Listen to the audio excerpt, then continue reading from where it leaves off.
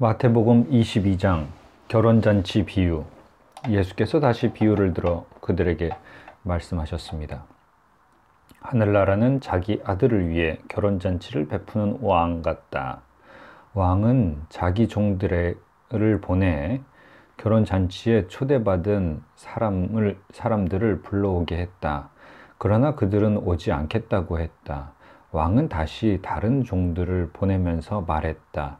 초대받은 사람들에게 내가 만찬을 준비했다고 전하라. 황소와 살찐 송아지를 잡았고 모든 것이 준비됐으니 어서 결혼잔치에 오시라고 하라. 그러나 초대받은 사람들은 들은 척도 하지 않고 제각기 가버렸다. 어떤 사람은 자기 밭으로 가고 어떤 사람은 장사하러 가버렸다. 그리고 또 다른 사람들은 그 종들을 붙잡아 모욕하고 죽이기까지 했다. 격분한 왕은 자기 군대를 보내 그 살인자들을 죽이고 그들의 도시를 불태워 버렸다. 그리고 왕은 자기 종들에게 말했다. 결혼잔치는 준비됐으나 내가 초대한 사람은 자격이 없다. 너희는 길거리로 나가 만나는 사람마다 잔치에 오라고 초대하라. 그래서 종들은 길거리로 나가 악한 사람이나 선한 사람이나 눈에 띄는 대로 사람들을 모두 모아들였다. 그렇게 해서 결혼잔치 자리는 손님으로 가득 차게 됐다. 그런데 왕이 손님들을 보려고 들어왔다가 거기 어떤 사람이 예복을 입고 있지 않은 것을 보고 물었다. 이복의 친구, 그대는 어떻게 혼인 예복도 입지 않고 여기에 들어온 거요? 그는 아무 대답도 할 수 없었다. 그러자 왕이 종들에게 말했다. 이 사람의 손과 발을 묶어 바깥 어두운 곳으로 내쫓으라. 거기서 슬피 울며 이를 갈 것이다. 이와 같이 초대받은 사람은 많지만 선택받는 사람은 적다. 이에 바리새파 사람들이 나가 어떻게 하면 예수의 말을 트집잡아 함정에 빠뜨릴까 궁리했습니다. 그들은 자기 제자들과 헤롯 당원들을 예수께 보내 물었습니다. 선생님, 우리는 선생님이 진실한 분이시며 진리를 따라 하나님의 도를 가르치신다고 알고 있습니다. 그리고 사람을 겉모습으로 판단하지 않기 때문에 사람에 의해 좌우되는 분이 아니신 것도 압니다. 그러니 말씀해 주십시오. 선생님의 의견은 어떻습니까? 저희가 가이사에게 세금을 바치는 것이 옳습니까? 옳지 않습니까? 그러자 예수께서는 이들의 악한 속셈을 알고 말씀하셨습니다. 이 위선자들아, 왜 너희가 나를 시험하느냐? 세금으로 내는 돈을 내게 보이라. 그들이 데나리온 하나를 예수께 보여드리자 예수께서 그들에게 물으셨습니다. 동전에 있는 얼굴과 새겨진 글자가 누구의 것이냐? 그들은 가이사의 것입니다. 라고 대답했습니다. 그러자 예수께서 그들에게 말씀하셨습니다. 그러므로 가이사의 것은 가이사에게 바치고 하나님의 것은 하나님께 바치라. 그들은 예수님의 말씀을 듣고 경탄했습니다. 그리고 예수를 남겨둔 채 떠나갔습니다. 부활에 대한 논쟁. 같은 날 부활이 없다고 하는 사두개파 사람들이 예수께 와서 질문했습니다. 선생님, 모세는 남자가 자식 없이 죽게 되면 그 동생이 형수와 결혼해서 형을 위해 자식을 낳아 주어야 한다고 말했습니다. 그런데 우리 가운데 7 형제가 있었습니다. 첫째가 결혼해 살다가 죽었는데 자식이 없었기 때문에 그 동생이 형수를 맡게 됐습니다. 그런데 둘째에게도 셋째에게도 계속해서 7째에 이르기까지 똑같은 일이 일어났습니다. 그리고 마침내 그 여자도 죽었습니다. 7 사람 모두 그 여자와 결혼했으니 그렇다면 부활 때에 그 형제는 7 형제 가운데 누구의 아내가 되겠습니까? 예수께서 대답하셨습니다. 너희가 성경이나 하나님의 능력을 모르기 때문에 잘못 생각하고 있구나. 구할 때는 사람들이 시집도 장가도 가지 않는다. 그들은 하늘에 있는 천사들처럼 될 것이다. 그러나 죽은 사람의 부활에 대해 말하자면 하나님께서 너희에게 하신 말씀을 읽어보지 못했느냐?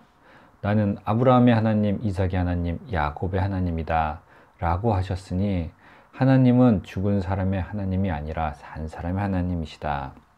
우리가 이 말씀을 듣고 예수의 가르침에 놀랐습니다. 가장 중요한 계명, 예수께서 사두개파 사람들의 말문을 막으셨다는 소문을 듣고 바리새파 사람들이 함께 모였습니다. 그들 가운데 율법교사 한 사람이 예수를 시험하려고 질문을 던졌습니다. 선생님, 율법 가운데 어느 것이 가장 중요한 계명입니까? 예수께서 대답하셨습니다. 내 마음을 다하고 내 생명을 다하고 내 뜻을 다해 주 내 하나님을 사랑하여라. 이것이 가장 중요하고 으뜸되는 계명이다. 그리고 둘째 계명도 이와 같다. 내 이웃을 내 몸처럼 사랑하여라. 모든 율법과 예언자들의 말씀이 이 두 계명에서 나온 것이다. 바리새파 사람들이 모여 있을 때 예수께서 물으셨습니다. 너희는 그리스도를 어떻게 생각하느냐? 그가 누구의 자손이냐? 그들은 다윗의 자손입니다. 하고 대답했습니다. 그러자 예수께서 그들에게 말씀하셨습니다. 그렇다면 어떻게 다윗이 성령의 감동으로 그를 주라고 불렀느냐? 그가 말하기를 주께서 주께 말씀하셨다. 내가 내 원수들을 내 발 아래 굴복시킬 때까지 너는 내 오른편에 앉아 있으라. 고 했다. 다윗이 그리스도를 주라 부르는데 어떻게 그리스도가 다윗의 자손이 되겠느냐? 그러자 아무도 예수께 한마디 대답조차 할 수 없었습니다. 그날 이후로는 감히 예수께 묻는 사람이 없었습니다.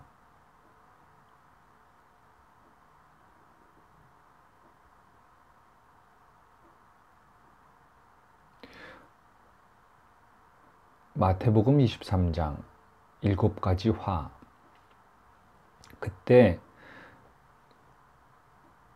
예수께서 무리들과 제자들에게 말씀하셨습니다. 율법 학자들과 바리새 사람들은 모세의 자리에 앉아 있다. 그러므로 너희는 그들이 하는 말은 무엇이든 다 행하고 지키라.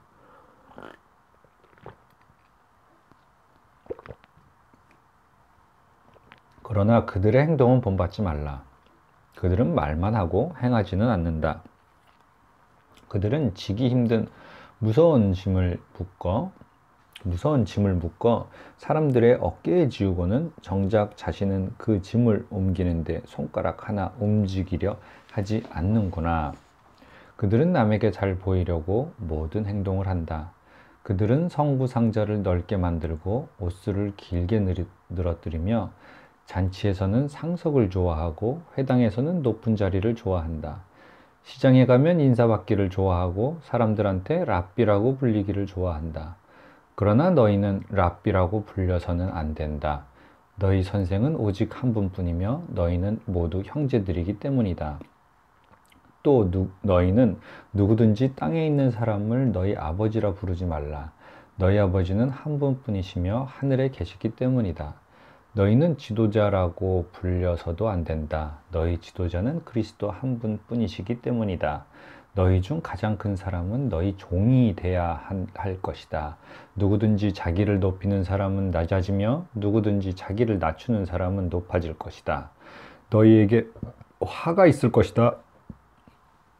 율법 학자와 바리새파 위선자들아, 너희는 사람들 앞에서 하늘나라 문을 닫아버렸다. 너희 자신만 들어가지 않을 뿐 아니라 들어가려는 사람들마저 막고 있구나. 너희에게 화가 있을 것이다. 율법 학자와 바리새파 위선자들아, 너희는 개종한 한 사람을 만들려고 육지와 바다를 두루 다니다가 정작 누군가 개종자가 되면 너희보다 2배나 더 악한 지옥의 자식으로 만든다. 너에게 화가 있을 것이다. 앞을 못 보는 인도자들아, 너희는 누구든지 성전을 두고 맹세한 것은 지키지 않아도 되지만 성전에 금을 두고 맹세한 것은 반드시 지켜야 한다 라고 말한다. 이 어리석고 앞을 못 보는 사람들아, 무엇이 더 중요하냐? 금이냐 아니면 금을 거룩하게 하는 성전이냐? 너희는 또 누구든지 제단을 두고 맹세한 것은 지키지 않아도 되지만 제단에 있는 제물을 두고 맹세하는 것은 반드시 지켜야 한다고 말한다. 앞을 못 보는 이 사람들아, 무엇이 더 중요하냐? 제물이냐? 아니면 제물을 거룩하게 하는 제단이냐? 그러므로 제단을 두고 맹세하는 사람은 제단과 제단 위에 있는 모든 것을 두고 맹세하는 것이다. 또 성전을 두고 맹세하는 사람은 성전과 성전 안에 사시는 분을 두고 맹세하는 것이다. 또 하늘을 두고 맹세하는 사람은 하나님의 보좌와 그 보좌 위에 앉으신 분을 두고 맹세하는 것이다. 너희에게 화가 있을 것이다. 율법 학자와 바리새파 위선자들아, 너희는 박하와 회양과 근체에 11조를 바치면서 율법 가운데 더 중요한 정의와 자비와 신의는 무시해 버렸다. 그러나 11조도 바치고 이런 것들도 소홀히 하지 말아야 했다. 앞을 못 보는 인도자들아, 너희가 하루살이는 걸러내고 낙타는 삼키는구나. 너희에게 화가 있을 것이다. 율법 학자와 바리새파 위선자들아, 너희가 잔과 접시의 겉은 깨끗이 잘 닦으면서 그 안은 욕심과 방탕으로 가득 차 있구나. 눈먼 바리새파 사람들아, 먼저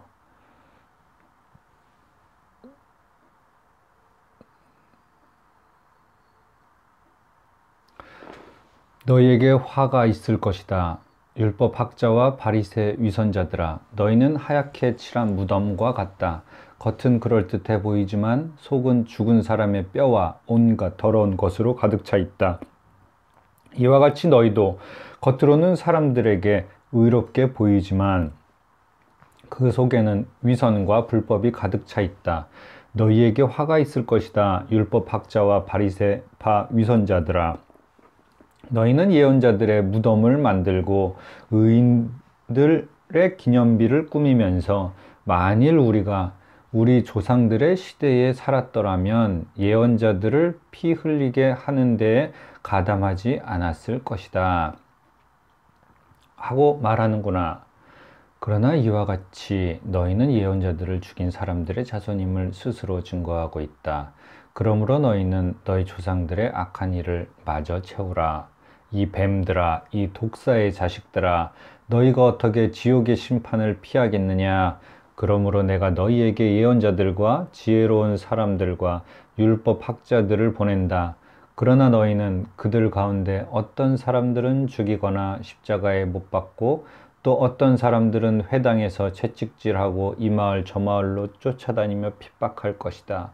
그러므로 의로운 아벨의 피부터 너희가 성소와 제단 사이에서 살해한 바가랴의 아들 사가랴의 피까지 땅 위에 흘린 의로운 피가 모두 너희에게 돌아갈 것이다.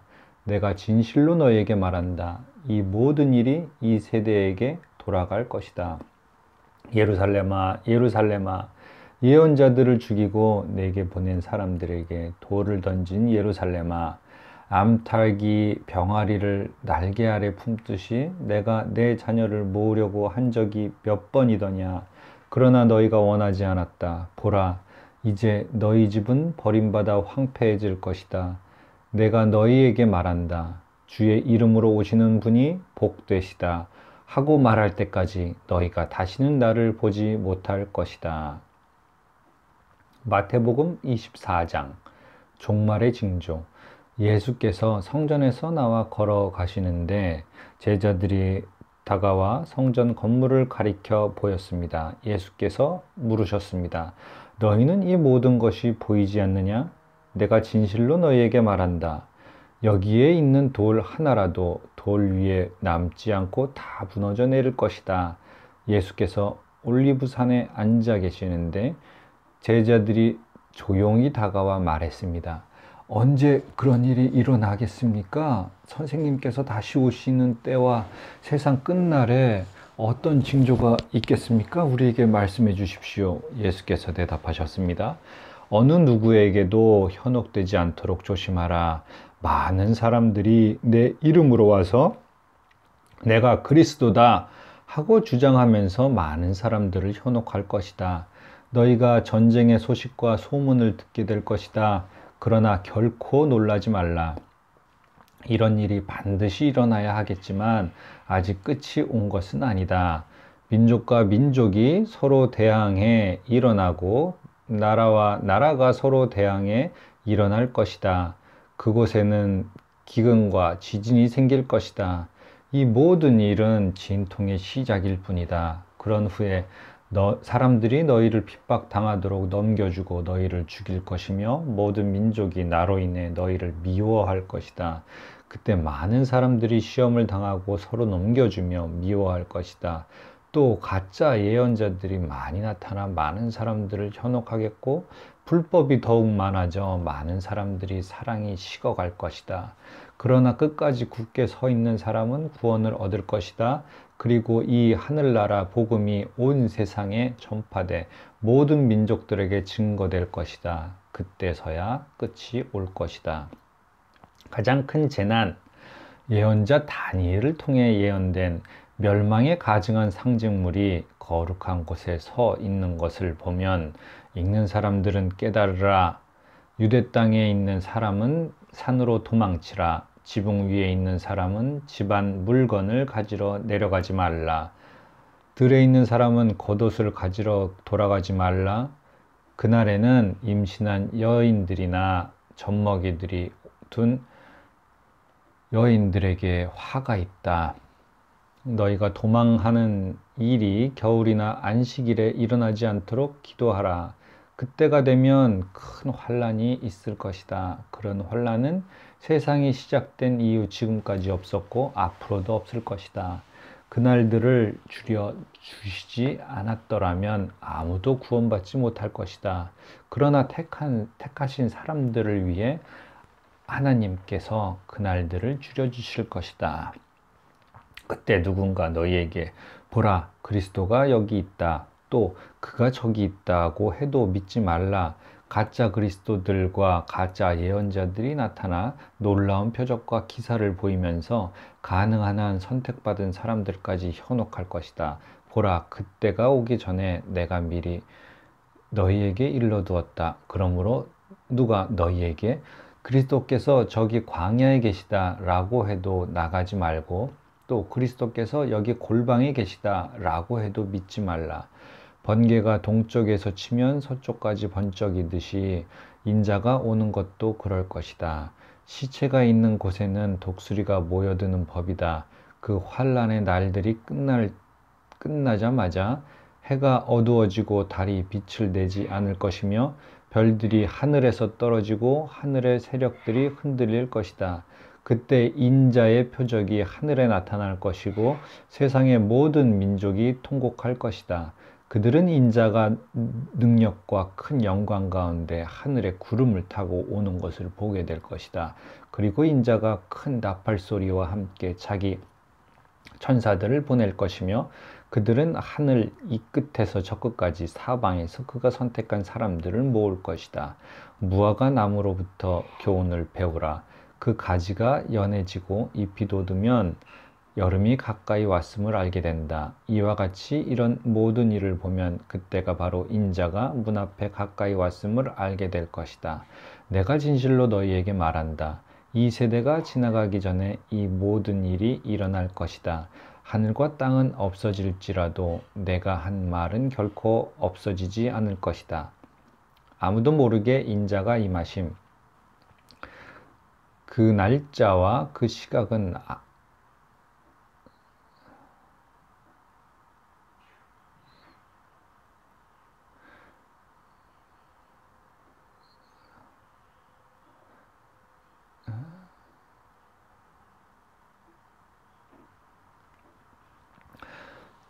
그 날짜와 그 시각은 아무도 모른다.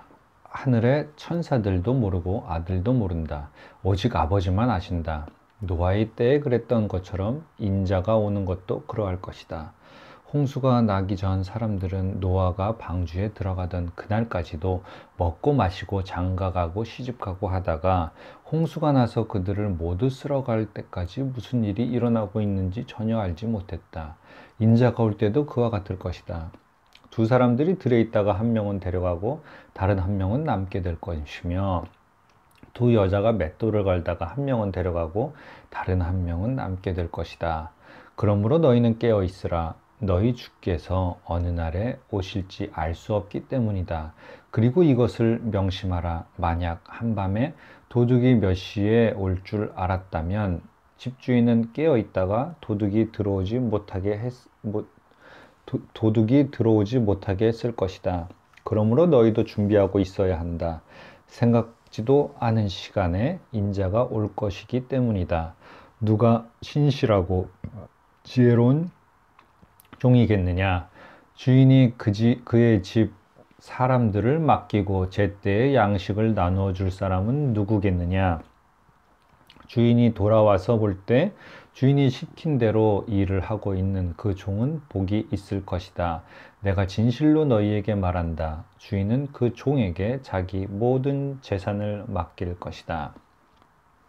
그러나 그 종이 악한 마음을 품고 생각하기를 내 주인은 아직 멀리 있다 라고 하며 함께 일하는 다른 종들을 때리고 술 좋아하는 친구들과 어울려 먹고 마신다면 종이 미처 생각지도 못한 날에 그리고 알지도 못한 시각에 그 종의 주인이 돌아와 그 종을 처벌하고 위선자들과 함께 가두리니 그들은 거기서 슬피 울며 이를 갈 것이다.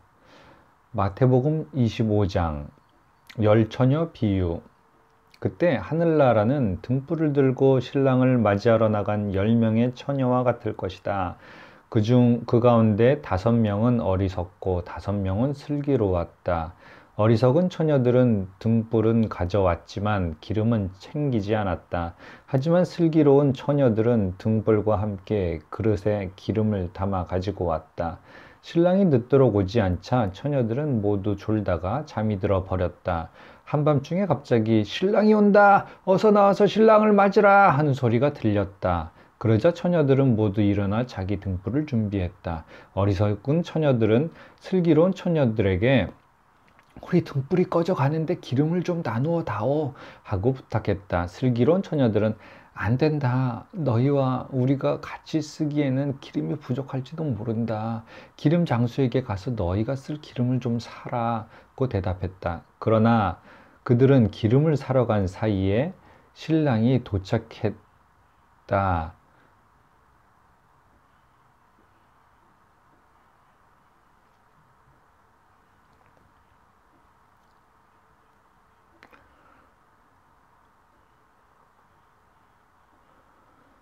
준비하고 있던 처녀들은 신랑과 함께 결혼잔치에 들어갔고 문은 닫혀버렸다. 어리석은 처녀들은 나중에 돌아와 애원했다. 주여, 주여, 우리가 들어가게 문을 열어주십시오. 그러나 신랑은 대답했다. 내가 진실로 너희에게 말한다. 나는 너희를 알지 못한다. 그러므로 너희도 깨어 있으라. 그 날짜와 시각을 알지 못하기 때문이다. 달란트 비유. 또한 하늘나라는 어떤 사람이 자기 종들을 불러 재산을 맡기고 여행을 떠나려는 것과 같다. 그는 종들의 능력에 따라 각각 5달란트, 2달란트, 1달란트를 주고는 여행을 떠났다. 5달란트 받은 종은 곧장 가서 그 돈으로 장사해 5달란트를 더 벌었다. 마찬가지로 2달란트 받은 종도 2달란트를 더 벌었다. 그러나 1달란트 받은 종은 가서 땅에 구덩이를 파고 주인의 돈을 감춰두었다.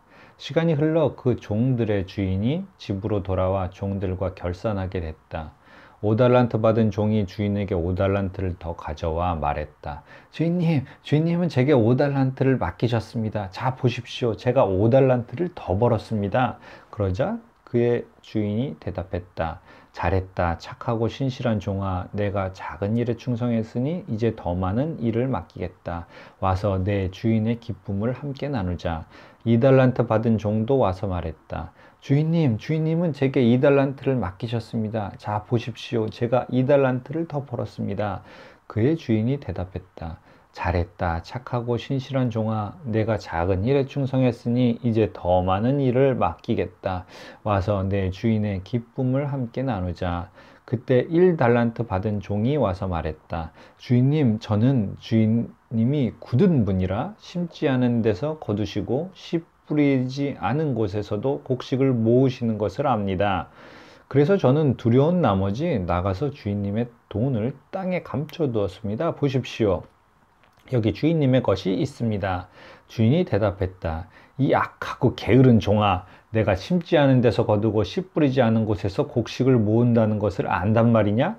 그렇다면 너는 내 돈을 돈놀이하는 사람에게 맡겨야 했을 것 아니냐?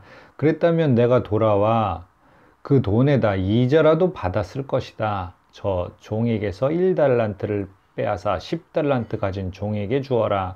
누구든지 있는 사람은 더 많이 받아 풍성해질 것이며 없는 사람은 있는 것마저 모두 빼앗길 것이다. 이 쓸모없는 종을 바깥 어둠 속으로 내쫓아라. 거기서 슬피 울며 이를 갈게 될 것이다. 마지막 심판. 인자가 그의 영광 가운데 모든 천사들과 함께 올 때에 그의 영광이 보좌 위에 앉을 것이다.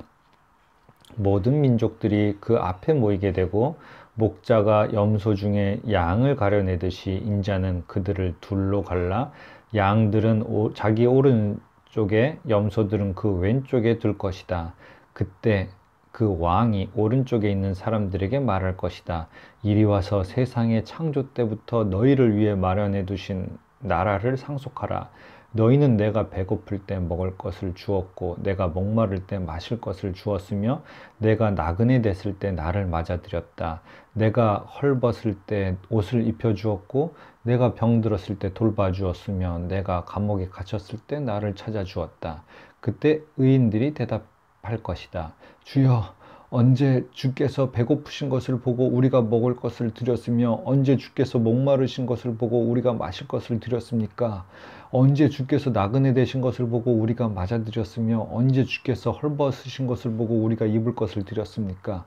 언제 주께서 병드시거나 감옥에 갇힌 것을 보고 우리가 찾아갔습니까? 왕이 대답할 것이다. 내가 진실로 너희에게 말한다. 무엇이든 너희가 여기 있는 내 형제들 중 가장 보잘것없는 것에서 사람에게 한 것이 곧 내게 한 것이다. 그리고 나서 왕은 왼쪽에 있는 사람들에게 말할 것이다. 이 저주받은 사람들아, 내게서 떠난 마귀와 그의 부하들을 위해 마련된 영원한 불 속으로 들어가라. 너희는 내가 배고플 때 먹을 것을 주지 않았고 내가 목마를 때 마실 것을 주지 않았다. 내가 나그네 됐을 때 너희는 나를 맞아들이지 않았고 내가 헐벗었을 때 입을 것을 주지 않았다. 내가 병들고 감옥에 갇혔을 때 너희는 나를 보살펴 주지 않았다. 그들 역시 대답할 것이다. 주여, 주께서 배고프시거나 목마르시거나 나그네가 되시거나 헐벗으시거나 병드시거나 감옥에 갇힌 것을 언제 우리가 보고 돌보지 않았다는 말씀입니까? 왕이 대답할 것이다. 내가 진실로 너희에게 말한다. 무엇이든 너희가 여기 있는 사람들 중 가장 보잘것없는 사람에게 하지 않은 것이 곧 내게 하지 않은 것이다. 그러므로 그들은 영원한 벌에 의인들은 영원한 생명에 들어갈 것이다.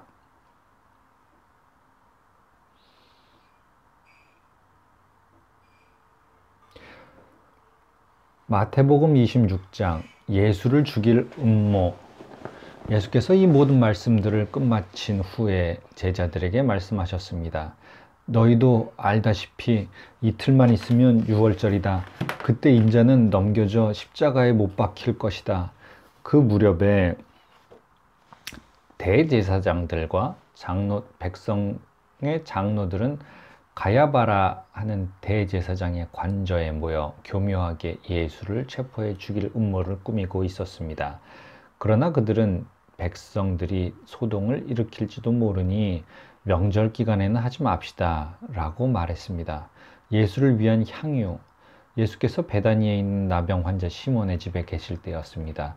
한 여인이 값진 향유가 가득 든 옥합을 들고 와 식탁에 기대어 음식을 드시는 예수의 머리에 향유를 부었습니다. 제자들은 이것을 보고 분개하며 물었습니다. 왜 향유를 저렇게 낭비하는가? 이 이 향유를 비싼 값에 팔아 그 돈으로 가난한 사람들을 도울 수 있었을 텐데 이것을 아신 예수께서 말씀하셨습니다. 왜 이 여인을 괴롭히느냐? 이 여인은 내게 좋은 일을 했다. 가난한 사람들은 항상 너희와 함께 있지만 나는 항상 너희 곁에 있는 것이 아니다. 이 여인이 내 몸에 향유를 부은 것은 내 장례를 준비하기 위한 것이다. 내가 진실로 너희에게 말한다. 온 세상 어디든지 복음이 전파되는 곳마다 이 여인이 한 일도 전해져서 사람들이 이 여인을 기억하게 될 것이다. 그때 12제자 중 하나인 가룟 사람 유다가 대제사장들에게 가서 물었습니다. 예수를 당신들에게 넘겨주면 내게 얼마나 주겠소? 그들은 유다에게 은돈 30을 쳐주었습니다. 그때부터 유다는 예수를 넘겨줄 기회를 엿보았습니다. 6월절 식사와 마지막 만찬, 무교절 첫날에 제자들이 예수께 와서 물었습니다. 선생님께서 드실 6월절 음식을 어디에서 준비하면 좋겠습니까? 예수께서 대답하셨습니다. 성 안에 들어가 한 사람에게 가서 우리 선생님께서 말씀하시기를 나의 때가 가까워졌으니 내가 그대의 집에서 제자들과 함께 6월절을 지키겠다 하십시오 라고 전하라. 그리하여 제자들은 예수께서 지시하신 대로 6월절을 준비했습니다. 저녁이 되자 예수께서 12제자와 함께 식탁에 기대어 앉으셨습니다. 모두들 식사를 하고 있을 때에 예수께서 말씀하셨습니다. 내가 진실로 너희에게 말한다. 너희 중 하나가 나를 배반할 것이다. 제자들은 큰 슬픔에 잠겨 저마다 예수께 물었습니다. 주여, 저는 아니겠지요? 예수께서 대답하셨습니다. 나와 함께 그릇에 손을 넣은 사람이 나를 배반할 것이다. 인자는 자신에 대해 성경에 기록된 대로 가겠지만 인자를 배반하는 그 사람에게는 저주가 있을 것이다. 그는 차라리 태어나지 않는 게 나았을 것이다. 그때 예수를 배반한 유다가 말했습니다. 라삐여, 저는 아니겠지요? 예수께서 대답하셨습니다. 내가 말했다. 그들이 식사를 하고 있을 때에 예수께서 빵을 들어 감사기도를 드리신 후 떼어 제자들에게 주면서 말씀하셨습니다. 받아서 먹어라. 이것은 내 몸이다. 그리고 또 잔을 들어 감사기도를 드리신 후 제자들에게 주시면서 말씀하셨습니다. 너희 모두 이것을 마시라. 이것은 죄의 사함을 위해 많은 사람들을 위해 흘리는 내 피, 곧 언약의 피다. 내가 너희에게 말한다. 나는 이제부터 내 하나님의 나라에서 너희와 함께 새 포도주를 마실 그날까지 다시는 포도 열매로 만든 것을 마시지 않을 것이다. 그들은 찬송을 부른 후에 올리브산으로 향했습니다. 베드로가 부인할 것을 예고하심. 그때 예수께서 제자들에게 말씀하셨습니다. 내가 목자를 치리니 양떼가 흩어질 것이다. 라고 성경에 기록된 대로 오늘 밤에 너희는 모두 나를 버릴 것이다. 그러나 내가 살아난 뒤에 너희보다 먼저 갈릴리로 갈 것이다. 베드로가 대답했습니다. 모두들 주를 버린다 해도 저는 결코 버리지 않겠습니다. 예수께서 대답하셨습니다. 내가 진실로 내게 말한다. 바로 오늘 밤 달기 울기 전에 너는 3번 나를 부인할 것이다. 그러자 베드로가 외쳤습니다. 주와 함께 죽을지언정 결코 주를 모른다고 하지 않을 것입니다. 그러자 다른 제자들도 모두 똑같이 말했습니다. 겟세마네의 기도. 그때 예수께서 제자들과 함께 겟세마네라고 하는 곳으로 가서 제자들에게 말씀하셨습니다. 내가 저기에 가서 기도하는 동안 여기 앉아 있으라. 예수께서 베드로와 세베대의 2 아들을 데리고 가셨습니다. 예수께서는 슬픔에 잠겨 괴로워하셨습니다. 그때 예수께서 그들에게 말씀하셨습니다. 내 마음이 너무 괴로워 죽을 지경이다. 너희는 여기 머물러 나와 함께 깨어 있도록 하라. 예수께서 조금 떨어진 곳으로 가셔서 얼굴에 땅을 파묻고 엎드려 기도하셨습니다. 내 아버지, 할 수 있다면 이 잔을 내게서 거둬 주십시오. 그러나 내 뜻대로 하지 마시고 아버지의 뜻대로 하십시오. 그리고 제자들에게 돌아와 보니 그들은 자고 있었습니다. 예수께서 베드로에게 물으셨습니다. 너희가 1시간도 나와 함께 깨어있지 못하겠느냐? 시험에 들지 않도록 깨어서 기도하라. 마음은 간절한데 육신이 약하구나. 그리고 예수께서 다시 가서 기도하셨습니다. 내 아버지, 내가 마시지 않고서는 이 잔을 내게서 떠날 수 없다면 아버지의 뜻대로 해주십시오. 예수께서 돌아와 보니 제자들은 또 잠이 들어 있었습니다. 그들은 너무 졸려서 눈을 뜰 수 없었습니다. 그래서 예수께서 그들을 두고 또다시 가셔서 세 번째로 똑같은 기도를 하셨습니다. 그러고는 제자들에게 돌아와 말씀하셨습니다. 이제는 자고 쉬라. 보라, 때가 가까이 왔다. 인자가 배반당해 죄인들의 손에 넘겨지게 됐구나. 일어나라, 가자, 보라. 저기 나를 넘겨줄 사람이 가까이 오고 있다. 체포되신 예수. 예수의 말씀이 채 끝나기도 전에 12제자 중 하나인 유다가 다가왔습니다. 유다 곁에는 대제사장들과 백성의 장로들이 보낸 큰 무리가 칼과 몽둥이로 무장하고 있었습니다. 그리고 예수를 넘겨줄 사람이 그들에게 신호를 보내기로 정해두었습니다. 내가 입을 맞추는 사람이 바로 그 사람이니 그를 붙잡으시오. 곧바로 유다는 예수께 다가가 랍비여 안녕하십니까? 라고 말하며 입을 맞추었습니다. 예수께서 대답하셨습니다. 친구여, 무엇을 하려고 여기에 왔느냐? 그러자 사람들이 한 발자국 앞으로 나오더니 예수를 붙잡아 체포했습니다. 그때 예수의 일행 중 한 사람이 손을 뻗어 자기 칼을 빼고는 대제사장의 종을 내리쳐 그 귀를 잘랐습니다. 예수께서 그에게 말씀하셨습니다. 내 칼을 칼집에 도로 꽂아라. 칼을 뽑는 사람들은 모두 칼로 망할 것이다. 내가 내 아버지께 청하면 당장 12군단보다 더 많은 천사들을 보내 주실 수 있다는 것을 너는 모르느냐? 그러나 만일 그렇게 하면 성경에서 이런 일이 마땅히 일어나야 한다고 말한 것이 어떻게 이루어지겠느냐? 그때 예수께서 무리에게 말씀하셨습니다. 너희가 강도를 잡듯이 칼과 몽둥이로 나를 잡으러 왔느냐? 내가 날마다 성전에 앉아 가르치셨는데 너희가 그때는 나를 체포하지 않았다. 그러나 이 모든 일은 예언자들의 글을 이루기 위해 일어난 것이다. 그때의 제자들이 모두 예수를 버리고 달아났습니다. 공의 앞에 서신 예수. 예수를 체포한 사람들은 예수를 대제사장 가야바에게 끌고 갔습니다. 그곳에는 율법학자들과 장로들이 모여 있었습니다. 베드로는 멀찌감치 예수를 따라가 대제사장 관저의 뜰까지 갔습니다. 그는 들어가 하인들과 함께 앉아서 결말이 어떻게 될지 지켜보았습니다. 대제사장들과 온 공회가 예수께 대한 거짓 증거를 찾아내 죽이려고 했습니다. 많은 사람들이 나서서 거짓 증언을 했지만 그들은 아무런 증거도 발견하지 못했습니다. 결국 두 사람이 나와 주장했습니다. 이 사람이 하나님의 성전을 허물고 3일 만에 다시 세울 수 있다고 말했습니다. 그러자 대제사장이 일어나 예수께 말했습니다. 아무 대답도 안 할 작정이냐? 이 사람들이 너에 대해 이렇게 불리한 진술을 하고 있지 않느냐? 그러자 예수께서는 아무 말씀도 하지 않으셨습니다. 대제사장이 예수께 말했습니다. 내가 살아계신 하나님께 맹세하며 내게 명령하니 우리에게 말해보아라. 내가 그리스도 하나님의 아들이냐? 예수께서 대답하셨습니다. 내가 스스로 말했다. 내가 너희에게 말한다. 이제 앞으로는 인자가 권능의 보좌 오른편에 앉아 있는 것과 하늘 구름을 타고 오는 것을 너희가 볼 것이다. 그러자 대제사장은 자기 옷을 찢으며 말했습니다. 이 사람이 하나님을 모독하고 있어. 더 이상 무슨 증인이 필요하겠소. 보시오. 여러분은 지금 하나님을 모독하는 말을 들었소. 여러분은 어떻게 생각하시오? 그들은 죽어 마땅합니다. 라고 대답했습니다. 그러자 그들은 예수님의 얼굴에 침을 뱉고 주먹으로 그를 때렸습니다. 또 어떤 사람들은 뺨을 때리면서 말했습니다. 그리스도야, 누가 너를 때렸는지 예언자처럼 말해보아라. 베드로의 부인. 그때 베드로는 뜰에 앉아 있는데 한 하녀가 베드로에게 다가와 말했습니다. 당신도 갈릴리 사람 예수와 함께 있던 사람이군요. 그러자 베드로는 모든 사람들 앞에서 그 말을 부인하며 내가 도대체 무슨 말을 하는지 난 모르겠다고 말했습니다.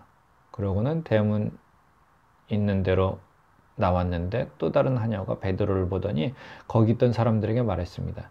이 사람도 나사렛 예수와 함께 있었어요. 베드로는 다시 맹세코 부인하며 나는 그 사람을 모르오 라고 대답했습니다. 얼마 지나지 않아 거기 서 있던 사람들이 베드로에게 다가와 말했습니다. 당신도 그들 중 한 사람인 것 틀림없어. 당신의 말씨를 보니 분명하오.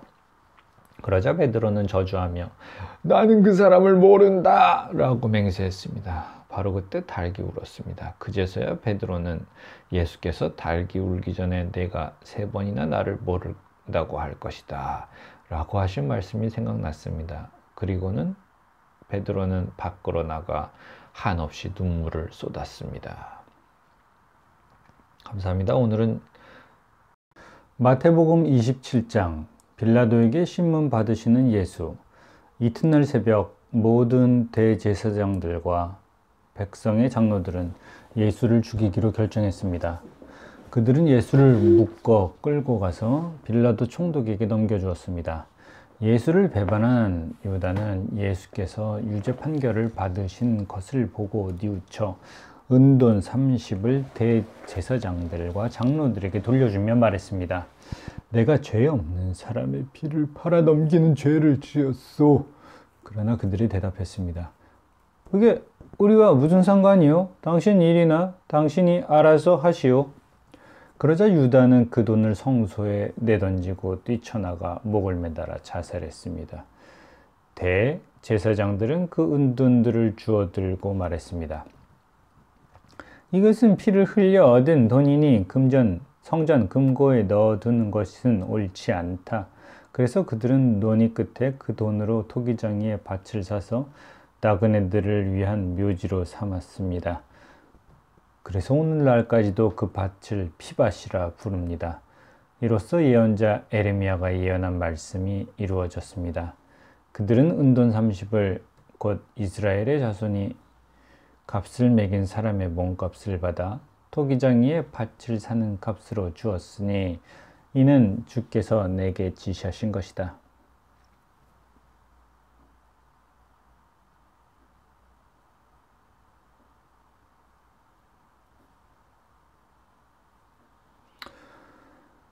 예수께서 총독 앞에 서시자 총독은 예수께 물었습니다. 네가 유대 사람의 왕이냐? 예수께서 대답하셨습니다. 그대가 그렇게 말했소. 예수께서는 대제사장들과 장로들의 고소를 받고도 아무런 대답을 하지 않으셨습니다. 그러자 빌라도는 예수께 이 사람들이 여러 가지로 너를 반대하는 증언이 들리지 않느냐? 하고 물었습니다. 그러자 예수께서는 단 한마디도 대답하지 않으셨습니다. 그래서 총독은 매우 이상하게 여겼습니다. 사형 선고 받으신 예수. 명절이 되면 무리가 원하는 죄수 하나를 총독이 풀어주는 관례가 있었습니다. 그때 바라바라는 악명 높은 죄수가 있었습니다. 그러므로 빌라도는 모여든 군중에게 물었습니다. 내가 너희에게 누구를 놓아주었으면 좋겠느냐? 바라바냐 아니면 그리스도라고 하는 예수냐? 빌라도는 그들의 예수를 시기해 자기에게 넘겨준 사실을 알고 있었습니다. 빌라도가 재판석에 앉아 있을 때 그의 아내가 이런 전가를 보내왔습니다. 당신은 그 의로운 사람에게 상관하지 마세요. 어제 꿈에 제가 그 사람 때문에 몹시 괴로웠어요. 그러자 대제사장들과 장로들은 무리를 선동해 바라바는 풀어주고 예수는 죽이라고 요구하게 했습니다. 총독이 그들에게 말했습니다. 두 사람 가운데 누구를 놓아주길 바라느냐? 무리들은 바라바라고 대답했습니다. 그러면 그리스도라고 하는 예수는 내가 어떻게 하면 좋겠느냐? 하고 빌라도가 물었습니다. 그러자 그들이 모두 대답했습니다. 십자가에 못 박으시오! 빌라도가 물었습니다. 도대체 그가 무슨 악한 일을 했다고 그러느냐? 그러나 그들은 더 큰 소리로 십자가에 못 박으시오! 하고 외쳤습니다. 빌라도가 자기로서는 어쩔 방도가 없다는 것과 또 폭동이 일어나려는 것을 보고 물을 가져다가 사람들 앞에서 손을 씻으며 말했습니다. 나는 이 사람의 피에 대해 아무 죄가 없다. 이 일은 너희가 책임을 져야 한다. 그러자 모든 백성들이 일제히 대답했습니다. 그 피에 대한 책임은 우리와 우리 자손들에게 돌리시오. 그러자 빌라도는 바라바는 놓아주고 예수는 채찍질한 뒤 십자가에 못 박도록 넘겨주었습니다. 예수를 조롱하는 로마 군인. 총독의 군인들이 예수를 총독 관저로 끌고 가자 총독의 모든 군대가 예수를 둘러쌌습니다. 그들은 예수의 옷을 벗기고 자주색 옷을 입혔습니다. 또 가시로 관을 엮어서 예수의 머리에 씌우고는 그 오른손에 갈대를 들게 했습니다. 그리고 그 앞에 무릎을 꿇고 희롱하며 말했습니다. 유대 사람의 왕 만세! 그들은 예수께 침을 뱉고 갈대를 빼앗아 머리를 때렸습니다. 이렇게 희롱하고 나서 군인들은 자주색 옷을 벗기고 예수의 옷을 도로 입혔습니다. 그리고는 십자가에 못 박기 위해 예수를 끌고 나갔습니다. 십자가에 못 박히신 예수. 성 밖으로 나가는 길에 그들은 시몬이라는 구레네 사람과 마주치게 됐습니다. 그들은 그 사람에게 억지로 십자가를 지고 가게 했습니다.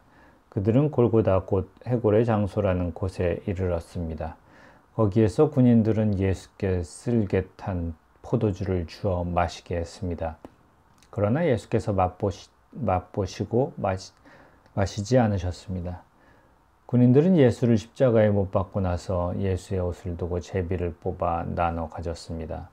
군인들은 거기에 앉아 계속 예수를 지켜보았습니다. 예수의 머리 위에는 그들이 유대 사람의 왕 예수라는 죄패를 써 붙였습니다. 두 명의 강도도 예수와 함께 십자가에 못 박혔는데 한 사람은 예수의 오른쪽에 다른 한 사람은 왼쪽에 달렸습니다. 지나가던 사람들이 고개를 흔들고 예수께 욕설을 퍼부으며 말했습니다. 성전을 헐고 3일 만에 짓겠다던 사람아, 내 자신이나 구원해 봐라. 어찌 내가 하나님의 아들이라면 십자가에서 한번 내려와 봐라. 대제사장들과 율법학자들과 장로들도 마찬가지로 예수를 조롱하며 말했습니다. 남을 구원한다더니 정작 자기 자신을 구원하지 못하는군. 그가 이스라엘의 왕이니 어디 한번 십자가에서 내려와 보라지. 그러면 우리가 그를 믿어주겠다. 그가 하나님을 믿는다고 하니 하나님께서 정말 원하신다면 지금이라도 그를 당장 구원하시겠지. 자기 스스로 나는 하나님의 아들이다 라고 말했었다.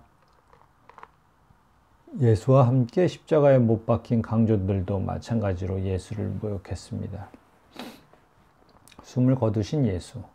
정오부터 오후 3시까지 온 땅이 어둠으로 뒤덮였습니다. 오후 3시쯤 돼 예수께서 큰 소리로 엘리 엘리 라마 사박다니 라고 부르짖으셨습니다.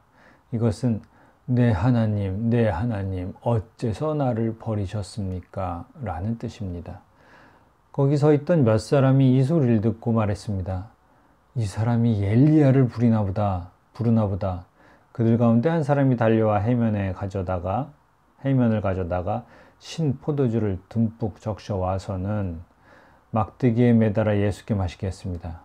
그러나 다른 사람들은 가만두어라. 어디 엘리야가 와서 그를 구해주나 보자 라고 말했습니다. 예수께서 다시 크게 외치신 후 숨을 거두셨습니다. 바로 그때 성전 휘장이 위에서 아래까지 두 쪽으로 찢어졌습니다. 땅이 흔들리며 바위가 갈라졌습니다. 무덤들이 열렸고 잠자던 많은 성도들의 몸이 살아났습니다. 그들은 예수께서 부활하신 후에 무덤에서 나와 거룩한 성에 들어가 많은 사람들에게 나타났습니다. 백부장과 그와 함께 예수를 지키고 있던 사람들이 이 찢음과 그 모든 사건을 보고 몹시 두려워하며 외쳤습니다. 이분은 참으로 하나님의 아들이셨다. 거기에는 갈릴리에서부터 예수를 섬기며 따라온 많은 여자들이 멀찍이 서서 지켜보고 있었습니다. 그들 가운데는 막달라 마리아와 야고보와 요셉의 어머니 마리아와 세베대의 아들들의 어머니도 있었습니다. 날이 저물자 아리마대 사람 요셉이라는 한 부자가 왔습니다. 그 사람도 예수의 제자였습니다. 요셉이 빌라도에게 가서 예수의 시신을 달라고 청하자 빌라도는 내주라고 명령했습니다. 요셉은 시신을 가져다가 모시천으로 쌌습니다. 그리고 바위를 뚫어서 만들어둔 자기의 새 무덤에 예수의 시신을 모신 다음 큰 돌을 굴려 무덤 입구를 막고 그곳을 떠났습니다. 막달라 마리아와 또 다른 마리아가 그 무덤 맞은편에 앉아 있었습니다. 이튿날 곧 예비일 다음 날이 되자 대제사장들과 바리새 사람들이 빌라도에게 가서 말했습니다. 총독각하, 저 거짓말쟁이가 살아있을 때 내가 3일 만에 다시 살아날 것이다 라고 말한 것이 기억납니다. 그러니 3일째 되는 날까지는 무덤을 단단히 지키라고 명령해 주십시오. 그렇지 않으면 그의 제자들이 와서 시체를 훔쳐놓고는 백성들에게 그가 죽은 사람 가운데서 살아났다라고 말할지도 모릅니다. 그러면 이번이 마지막 속임수는 처음 것보다 더 나쁜 결과를 가져올 것입니다. 빌라도는 경비병들을 데려가 무덤을 지키게 하라. 너희가 할 수 있는 한 단단히 무덤을 지키라 하고 말했습니다. 그리고 그들은 가서 돌을 봉인하고 경비병들을 세워 무덤을 단단히 지키게 했습니다. 마태복음 28장 부활하신 예수. 안식일 다음 날 바로 그 주의 첫날 동틀 무렵에 막달라 마리아와 다른 마리아가 무덤을 보러 갔습니다. 그런데 갑자기 큰 지진이 일어나더니 주의 천사가 하늘에서 내려와 돌을 굴려내고 그 돌 위에 앉았습니다. 그 천사의 모습은 번개와 같았고 옷은 눈처럼 희었습니다. 경비병들은 그 천사를 보고 두려워 떨면서 마치 죽은 사람들처럼 됐습니다.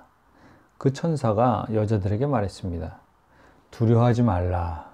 너희가 십자가에 못 박힌 예수를 찾고 있는 것을 안다. 예수께서는 여기 계시지 않고 말씀하신 대로 살아나셨다. 여기 와서 예수께서 누워 계셨던 자리를 보라. 그리고 빨리 가서 그분의 제자들에게 예수께서 죽은 사람 가운데서 살아나셨고 너희보다 먼저 갈릴리로 가시니 그곳에서 너희가 예수를 보게 될 것이다 라고 말하라. 자, 이것이 내가 너희에게 전하는 말이다. 그러자 여인들은 서둘러 무덤을 떠났습니다. 그들은 두려우면서도 한편으로는 기쁨에 가득 차 제자들에게 알리려고 뛰어갔습니다. 그때 갑자기 예수께서 여인들에게 나타나 말씀하셨습니다. 평안하냐? 그들은 예수께 다가가 예수의 발을 붙잡고 예수께 절했습니다. 그러자 예수께서 그들에게 말씀하셨습니다.